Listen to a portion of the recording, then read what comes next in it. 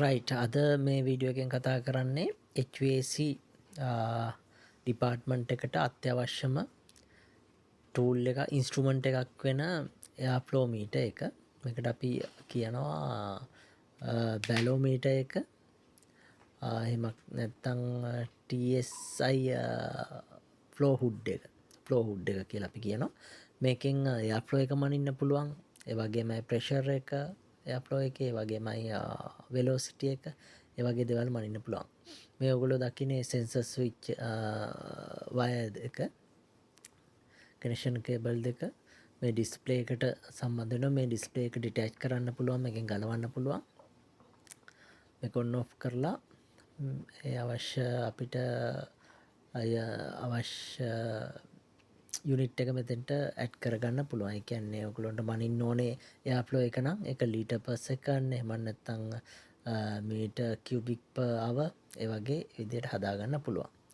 Right ගොඩක් මේකෙන් අපි මනින්නේ සප්ලයි ඩිෆියුසර්, ඊළඟට රිටර්න් ඩිෆියුසර් වල එයාෆ්ලෝ වැලියු, ඊළඟට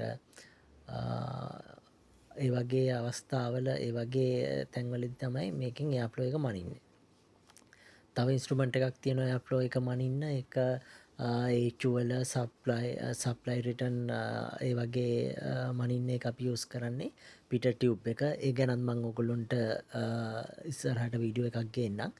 මේක අපි මෙතෙන්දී අපි කතා කරන්නේ එයාෆ්ලෝ හුඩ් එක, බැලෝමීටර් එක. රයිට්. මෙතෙන්දී මේ විදිහට මේක ඔන් කරගෙන මේ ඩිස්ප්ලේ එකට අපි යූස් කරනවා AAA බැටරි දෙකක්. හරිද? මේ ඩිස්ප්ලේ එක ඔන් කරගන්නවා.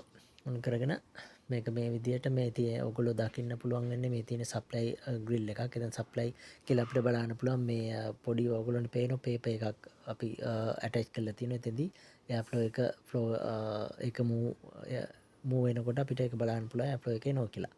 මෙන්න මේ විදිහට අප්ලෝ හුඩ් එක තියලා මේකෙන් මේ වැලියු මෙතන වැලියු එක පෙන්නනවා 252 ලීටර් පර් සෙකන්ඩ්. හරිද? මේ වගේ ෆ්ලෝ හුඩ් එක සප්ලයි ග්‍රිල් එකට තියලා පොඩි වෙලාවක් තිබ්බට පස්සේ ස්ථාවර වෙන වැලියු එක ස්ටේබල් වෙනවා. ඒ වැලියු එක තමයි අපි නෝට් ඩවුන් කරගන්නේ. එතකොට මෙතන පෙන්නනවා 130 ලීටර් පර් සෙකන්ඩ්.